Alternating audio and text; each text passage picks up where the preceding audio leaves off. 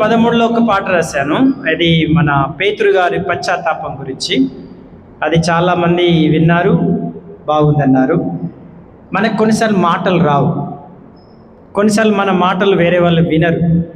మనం ఏం చేయాలంటే పాట ద్వారా దేవుని మాటను ప్రకటించాలి.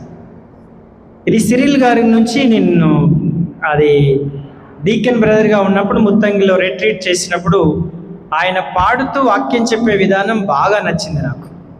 నేను అక్కడ ఇన్స్పైర్ అయ్యాను. 2004 సంవత్సరం, నేను 2005లో గురువు అయ్యాను. ఇప్పుడు ఇది 21 సంవత్సరం పూర్తి చేశాను.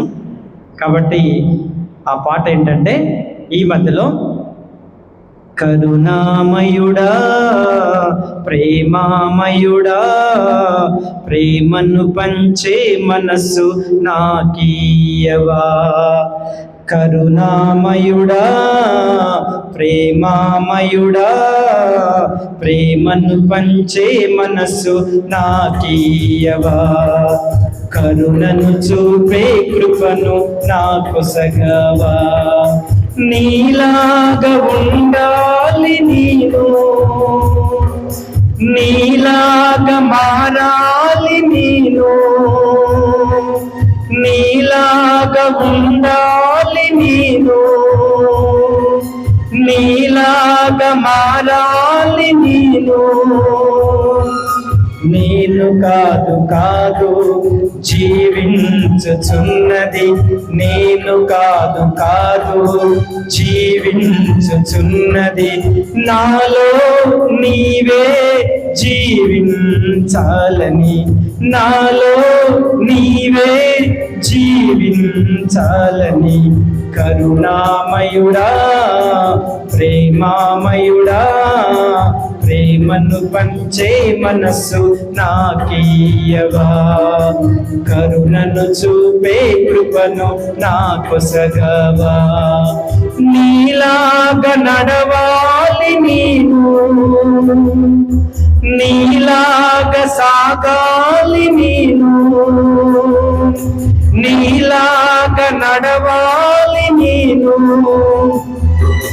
నీలాగా సాగాలి నేను,